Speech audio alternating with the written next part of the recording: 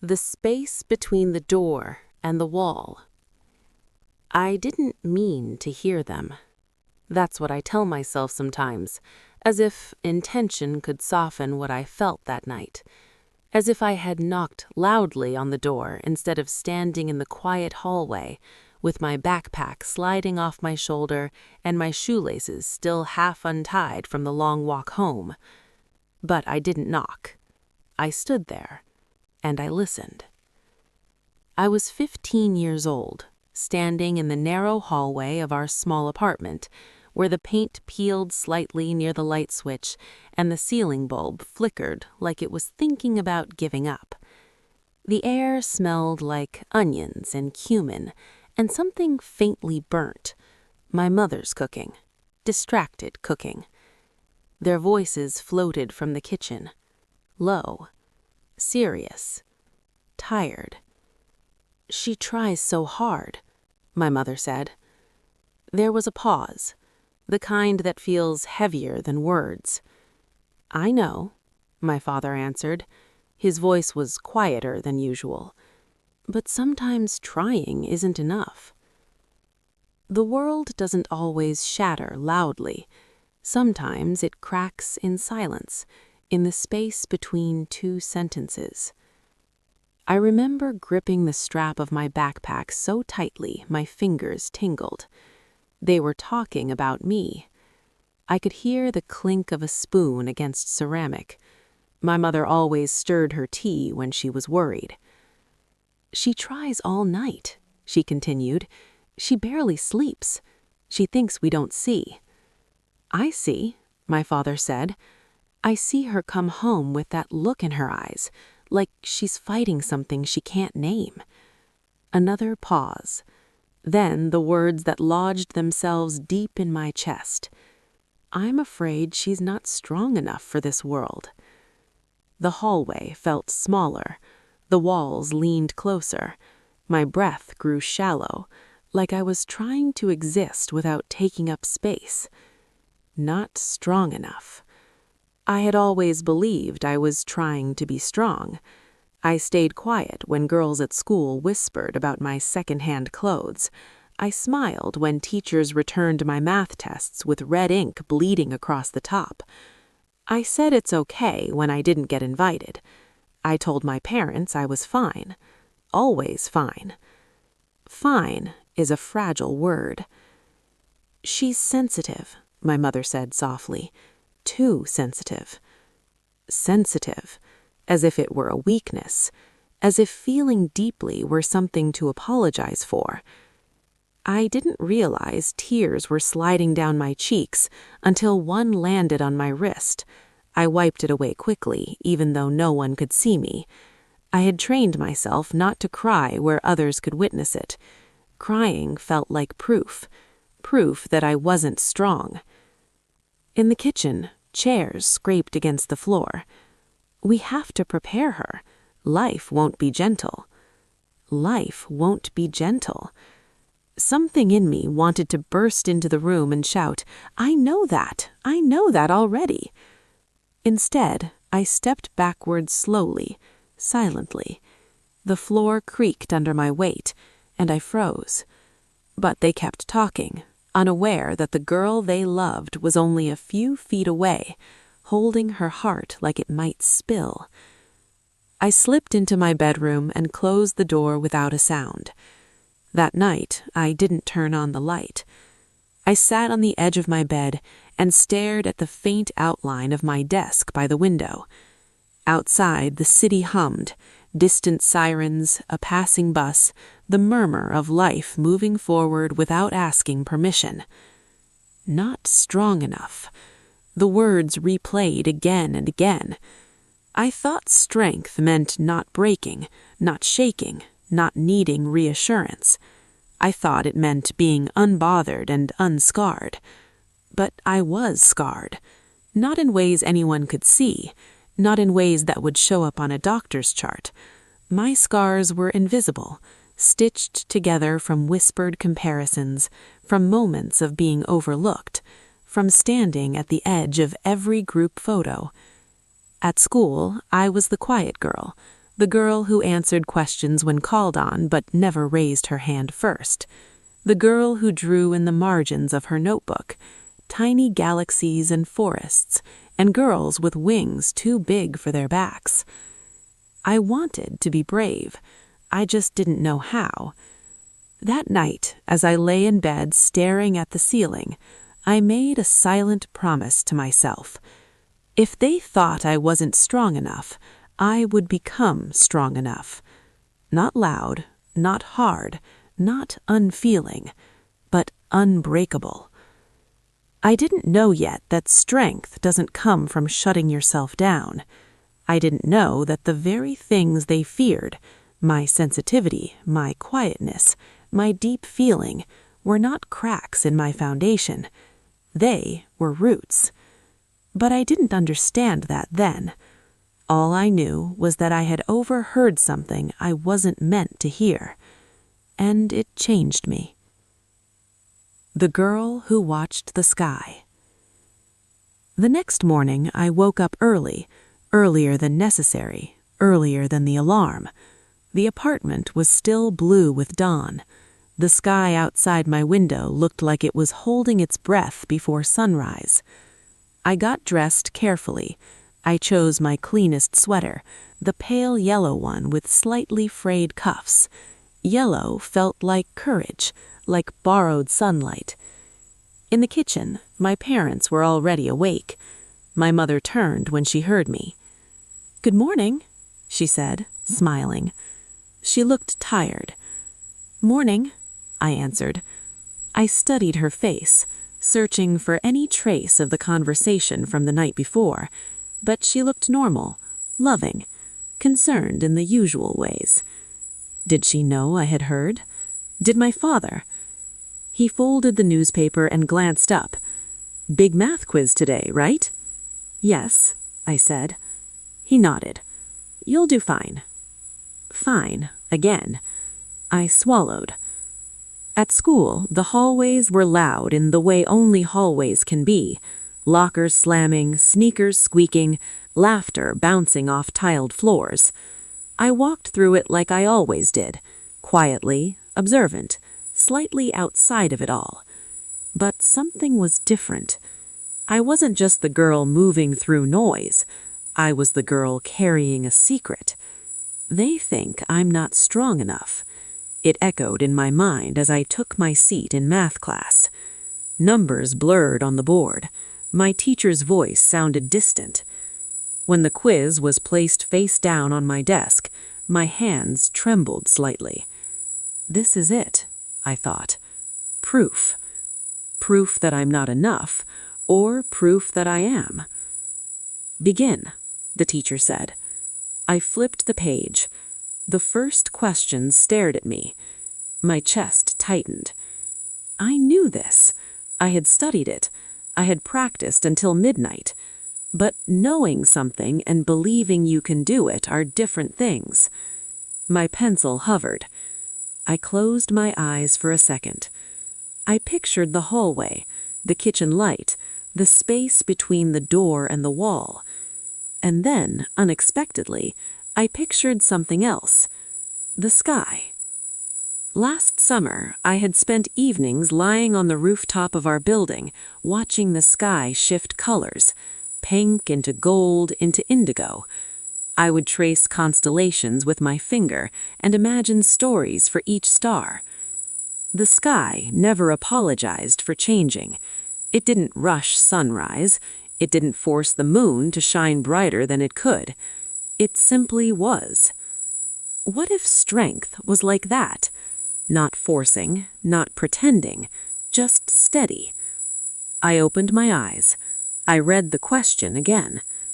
Slowly, I began to write. One step, then another. The trembling in my hands didn't disappear, but it softened. I didn't rush. I didn't compare myself to the girl next to me who was already on question 5. I just focused on the paper in front of me. When the bell rang, I felt something unfamiliar. Not triumph, not relief, but quiet pride. I had stayed. I hadn't shut down.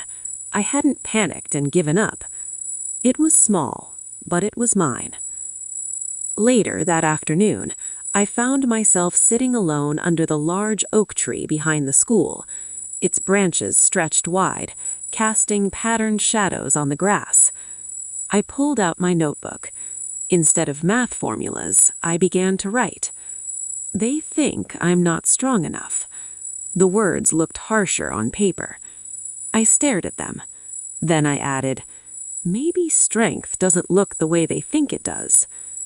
I thought about the girls who spoke loudly and laughed without hesitation, the boys who seemed fearless, the students who volunteered answers before the question was finished. That wasn't me. But I remembered something else. I remembered holding my friend Maya's hand in 4th grade when her dog died. The shape of courage.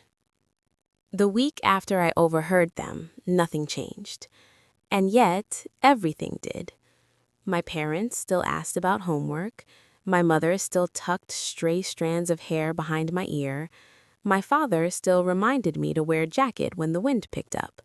But I listened differently. Every sigh felt like it might be about me. Every long glance carried weight.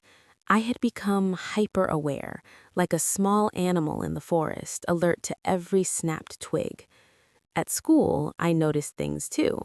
The way the popular girls tilted their heads together and whispered, the way teachers praised confidence more than effort, the way some students walked like the world belonged to them. I wondered what it must feel like to move through life without questioning your place in it. I didn't resent them. I was just curious. Was courage something you were born with, or something you practiced in secret? One afternoon, our English teacher, Miss Alvarez, announced we would be giving presentations. Pick a personal story, she said, writing it on the board. Something that shaped you. My stomach dropped. Public speaking was my quiet fear, the one I pretended didn't exist. Around me, students buzzed with excitement. I'll talk about my soccer championship. I'll do mine about my trip to Spain. I'm telling the story of how I broke my arm skateboarding. Their stories sounded loud, bright, obvious. What story did I have? That I once stayed up until 2 a.m. studying because I was afraid of disappointing my parents? That I felt invisible in crowded rooms? That I cried quietly so no one would call me sensitive? Those didn't feel like presentation stories. They felt like secrets. When I got home that day, I sat at my desk and stared at a blank sheet of paper. Something that shaped you. The hallway. The kitchen light. The words, "I'm afraid she's not strong enough for this world." That had shaped me, but I couldn't stand in front of the class and say that. Or could I? My heart thudded just imagining it. I chewed on my pen cap and looked out the window. The sky was streaked with soft gray clouds, moving slowly but steadily across the horizon. Clouds don't shout, I thought. They move, even when no one notices. I picked up my pen. I began to write. I didn't write about the hallway directly. Instead, I wrote about being the quiet girl.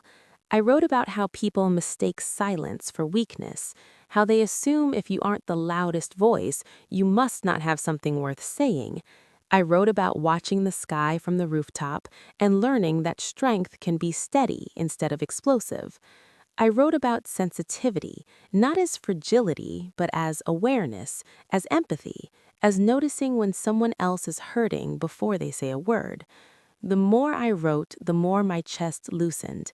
It felt like opening a window in a room that had been closed for too long. When I finished, I read it aloud softly to myself. My voice trembled at first, but it didn't disappear. Presentation day arrived too quickly. My palms were damp, my throat dry. Students went one by one. There were funny stories, dramatic stories, triumphant stories. Then Miss Alvarez called my name. I stood up slowly, papers shaking slightly in my hands. As I walked to the front of the room, I felt the familiar urge to shrink, to speak quickly and sit down, to get it over with. but something inside me, small but steady, whispered, "Stay." I faced the class. Rows of faces looked back at me. I took a breath. "My story," I began, my voice barely above a whisper, "is about being quiet." A few eyebrows lifted. I swallowed and continued. "I used to think being quiet meant I wasn't strong, that if I wasn't the loudest person in the room, I didn't matter." My voice wavered. I didn't look at anyone directly. I focused on a spot near the back wall. I realized something. Strength doesn't always look like shouting. Sometimes it looks like listening. Sometimes it looks like staying kind when it would be easier to be cruel. The room was still. No whispers, no laughter. I felt my heartbeat in my ears. I used to think sensitivity was a flaw, but now I think it might be a kind of courage, to feel deeply in a world that tells you not to. The words felt heavier spoken aloud, more real. "I'm still learning," I finished, "but I don't think being quiet makes me weak. I think it just makes me me." I lowered the paper. There was a pause. Then, unexpectedly, someone started clapping. It was soft at first. Then a few others joined. Not a thunderous applause, not a standing ovation, but real, warm. I walked back to my seat in a daze. Maya leaned over and whispered, "That was beautiful. Beautiful. Not weak. Beautiful." I didn't cry, but my eyes burned. For the rest of the day, something felt different in the air around me, like I had stepped slightly more into the light. I hadn't told them about the hallway. I hadn't exposed the rawest part of my heart, but I had told the truth, and it hadn't broken me. That night at dinner, my father asked, "How was school?" I hesitated. Then I said, "I gave a presentation today." "Oh," my mother said, "about what?"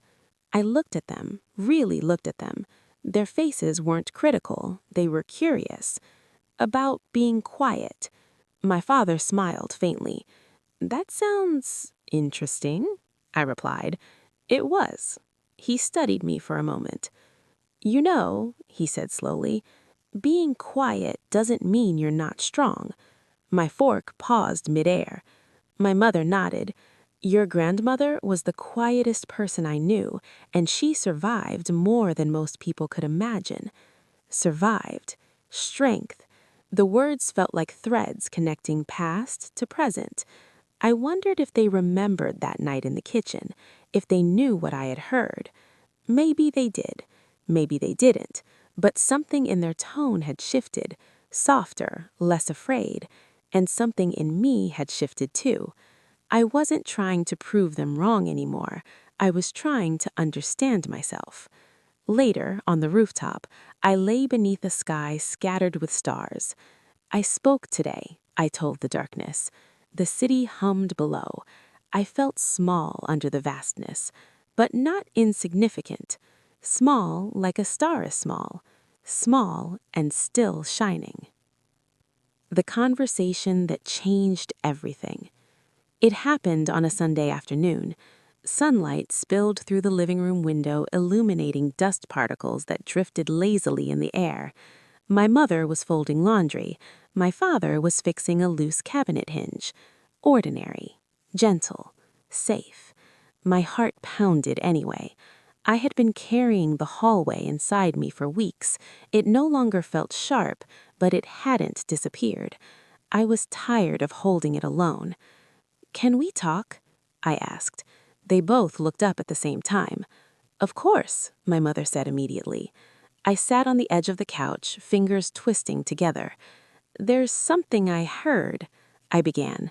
My father set down his screwdriver. My throat tightened, but I pushed forward. "A few weeks ago, I came home early and I heard you talking in the kitchen." Their faces changed instantly, confusion, then realization. I wasn't trying to listen, I just heard. Silence filled the room.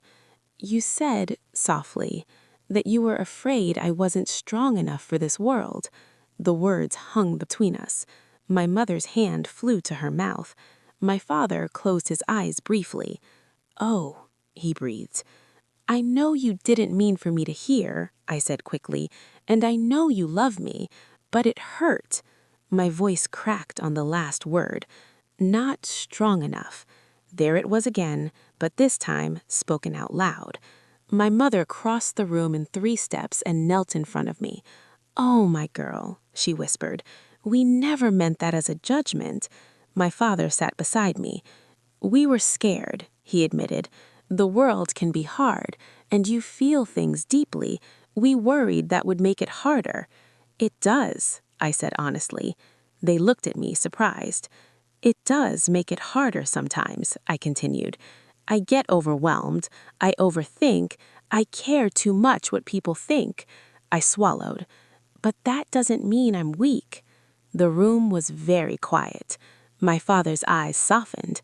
"No," he said slowly. My mother brushed a tear from my cheek. "We were wrong to frame it that way." "I've been trying to prove you wrong, to be stronger, less sensitive." My father shook his head. "That's not what we want." "We don't want you to be less," my mother said firmly. "We want you to be prepared." "For what?" I asked. "For disappointment, for rejection, for failure," my father answered. "Those things come for everyone." I nodded. "I know," I said quietly. "I've already met some of them." A sad smile touched his lips. And, he asked gently, "And I'm still here." That was the moment something The day I almost broke. Becoming whole doesn't happen in a straight line. No one tells you that. They tell you about breakthroughs, about clarity, about brave conversations that tie everything together like a ribbon at the end of a gift. But sometimes, after the ribbon, there's another storm. Mine came quietly. It was late autumn. The air had turned sharp and metallic, and the trees outside my school stood nearly bare, branches reaching into the sky like open hands. College brochures had started appearing on desks. Guidance counselors spoke in careful voices about future planning. Teachers mentioned grades more often, as if numbers were stepping stones across a rushing river. I had always been a good student. Not the best, but steady. After the conversation with my parents, I felt lighter for a while. Seen, understood, strong in a quieter way. And then the results from a major exam came back. I had failed. Not barely, not by a point or two. I had failed, clearly, undeniably. The red ink at the top of the page looked like it was shouting. My ears rang, my vision blurred. The classroom felt too bright. Around me, papers rustled. Some students groaned. Others sighed in relief. I stared at the number again. It didn't change. A familiar voice crept in, the one from the hallway. Not strong enough. I swallowed hard and folded the paper carefully, as if neatness could soften the blow. All day, I moved through school like I was underwater. Sounds were muffled, movements slow. By the time I got home, the apartment was empty. I placed my backpack on the floor and sat at the kitchen table. The late afternoon sun cast long golden beams across the tiles. I pulled out the exam. The red ink glared back at me. For a moment, I let myself feel it fully. The disappointment, the shame, the fear. What if my parents were right all along? What if my sensitivity made me crumble under pressure? What if I was only strong in small, safe ways? Tears slid down my face, landing on the paper and blurring the edges of the grade. I didn't try to stop them. I remembered what I had said in my presentation: to feel deeply in a world that tells you not to. So I felt it, all of it. The urge to give up, the urge to hide the paper, the urge to pretend I didn't care. Instead, I stayed at the table until my breathing steadied.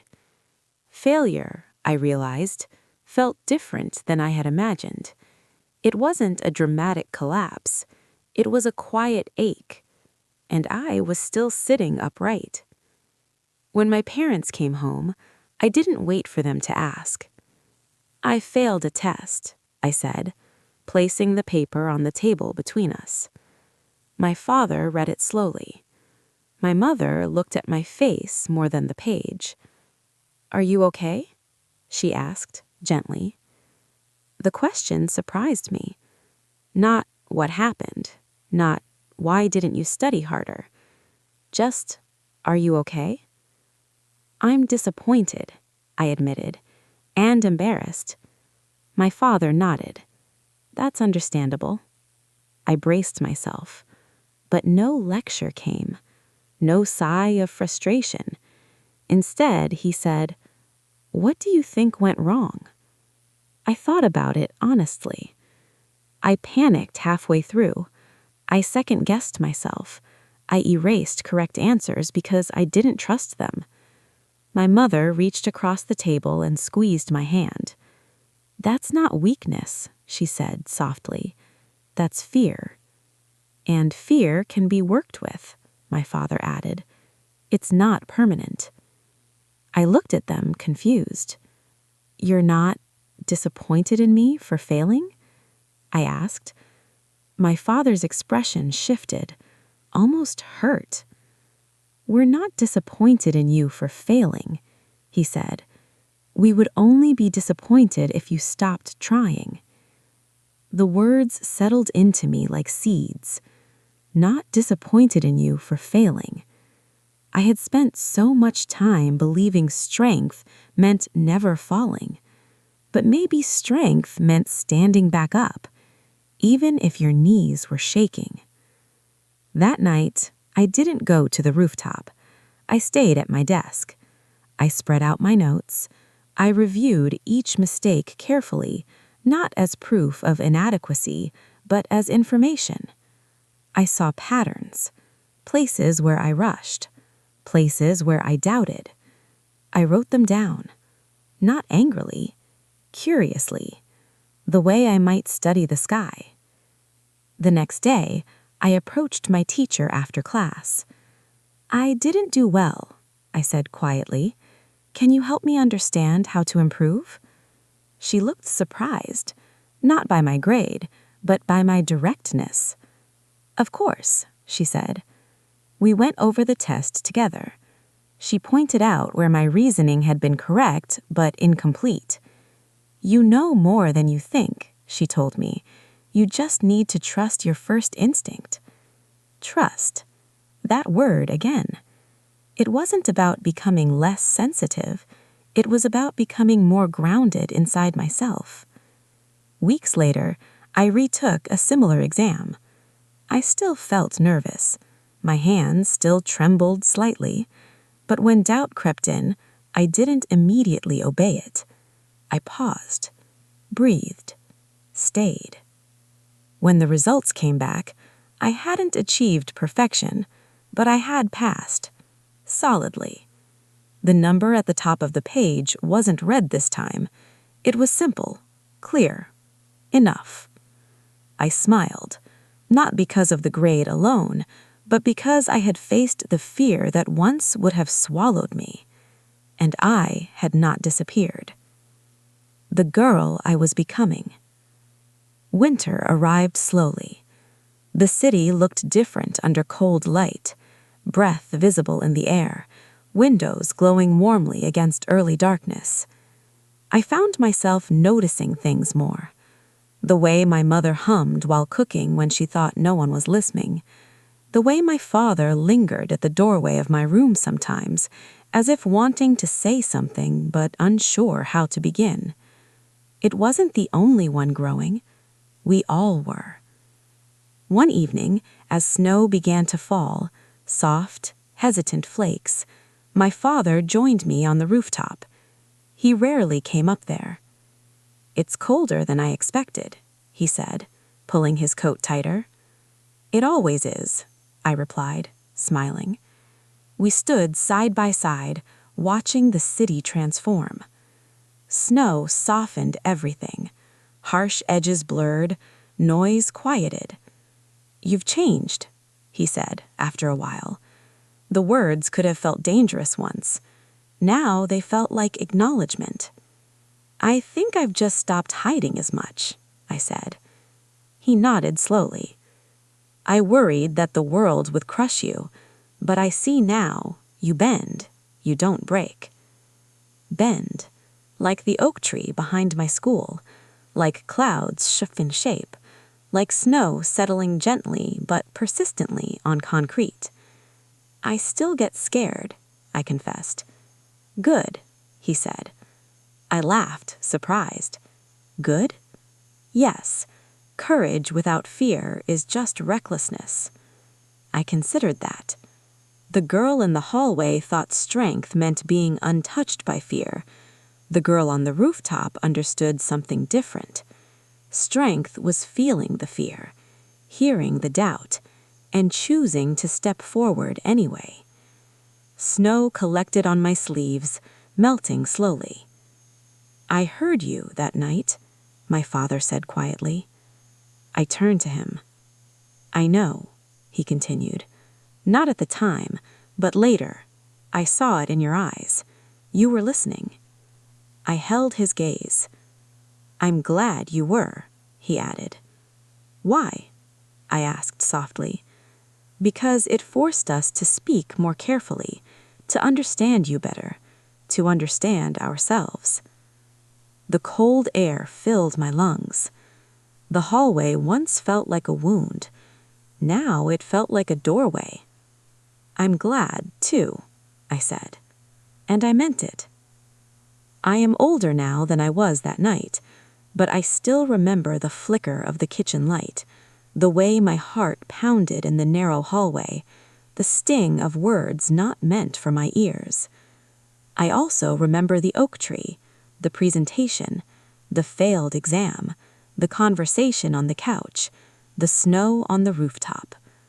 I remember the girl I was. She was not weak. She was listening. She was learning. She was quietly, stubbornly brave.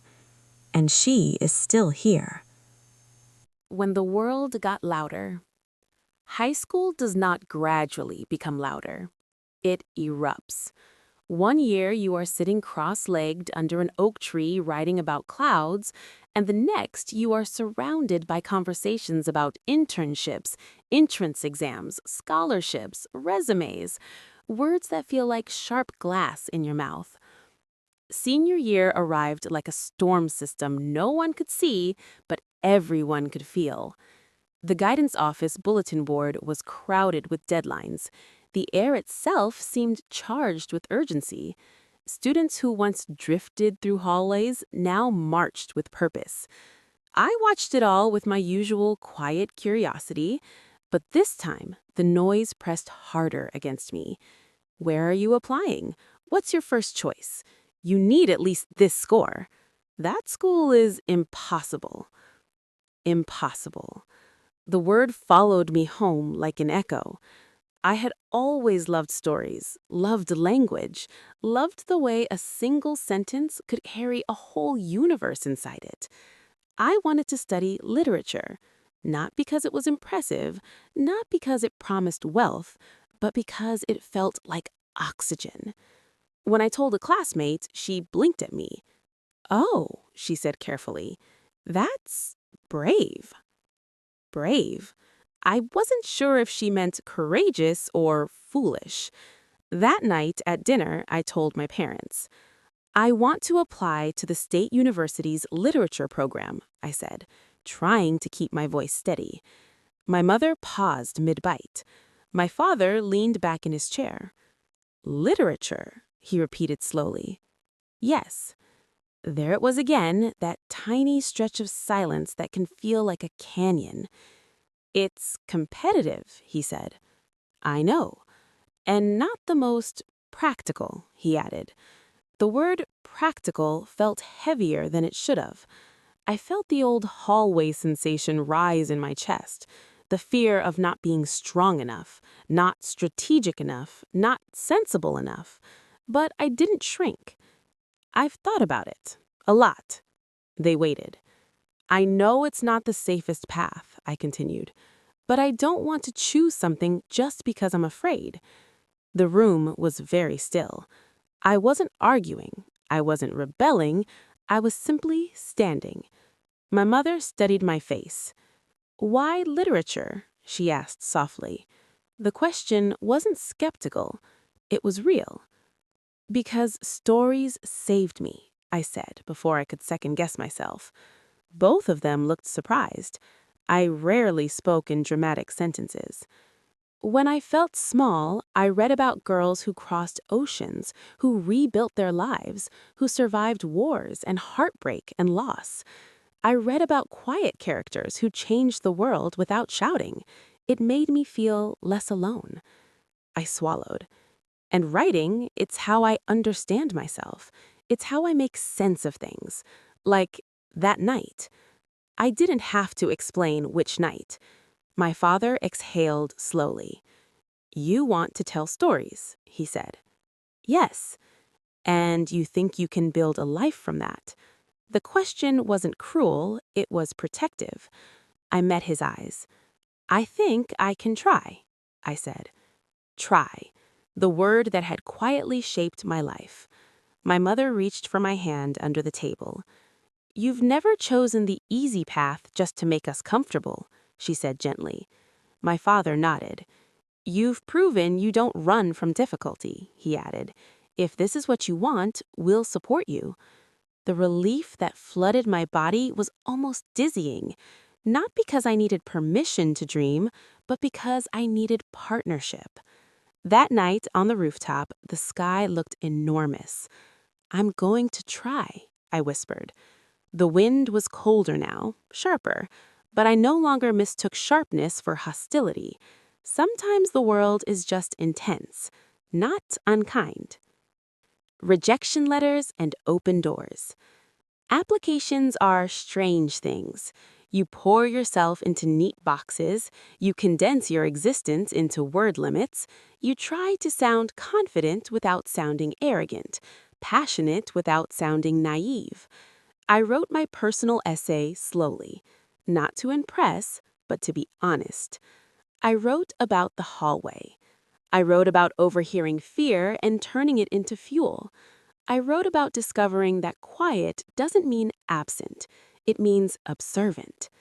I wrote about how stories had given me courage long before I understood I needed it. When I clicked submit, my hands trembled. Waiting was worse than writing. Weeks passed. Snow melted into gray slush. Spring hinted at arrival. My classmates obsessively refreshed their email inboxes. Then the first response came. Rejected. The word sat stark and simple at the top of the message. I read it twice. My heart sank, but it didn't shatter. I had practiced this. Failure was no longer a stranger. It still hurt, but it didn't define. More responses followed. Another rejection. A wait list. Then, one afternoon, as sunlight streamed through my bedroom window, an email with the university's emblem appeared on my screen. My breath caught. I opened it. Congratulations! The rest blurred. I had been accepted into the literature program. For a long moment, I just stared at the screen. Then I laughed, a small, disbelieving sound that grew into something brighter. I ran to the kitchen. "I got in," I said, breathless. My mother gasped. My father stood so quickly his chair scraped loudly against the floor. "You did?" he asked. I nodded, unable to speak. He pulled me into a hug. Tight, proud, real. "You were strong enough," he murmured into my hair. The words wrapped around the ghost of the hallway memory, not as correction, as completion. Leaving home. The morning I left for university, the apartment felt different. Not smaller, not sad, just aware. Suitcases stood by the door. My room echoed slightly without its usual clutter. I walked through each space slowly. The kitchen where words once wounded and later healed, the living room couch where I had found my voice, the hallway where everything began. I paused there. The paint was still peeling near the light switch. The ceiling bulb still flickered. It looked ordinary. It had always looked ordinary. But it had held a turning point. My father lifted my suitcase. My mother adjusted my scarf even though it didn't need adjusting. "You'll call?" she asked. "Every week," I promised. As we stepped outside, the air felt wide and open. I wasn't the same girl who had once stood pressed against the wall, afraid of being overheard. I was the girl who had learned to speak. University was louder than high school. More voices, more opinions, more certainty. In my first literature seminar, students debated fiercely. They referenced philosophers I hadn't read yet. They spoke quickly, confidently. For a brief moment, the old doubt stirred.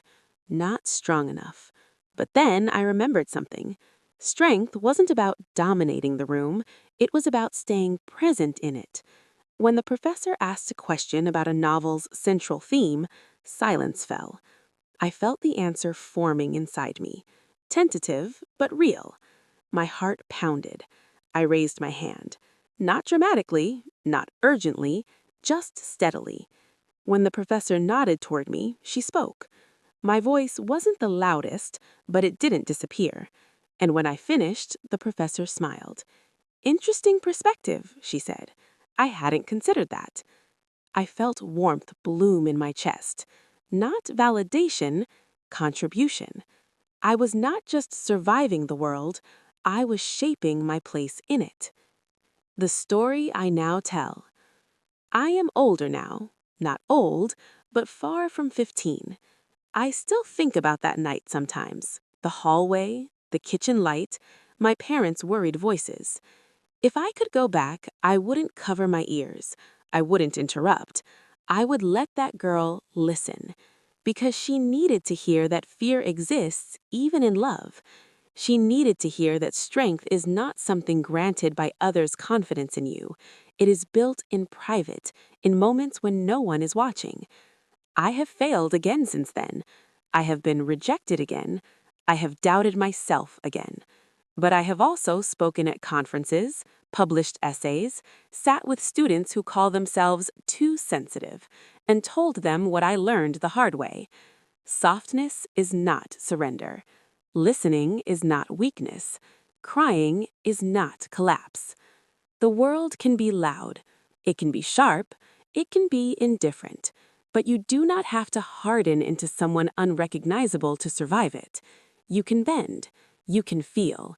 You can stay kind and still be unbreakable. Sometimes when I visit home, I stand in that same hallway.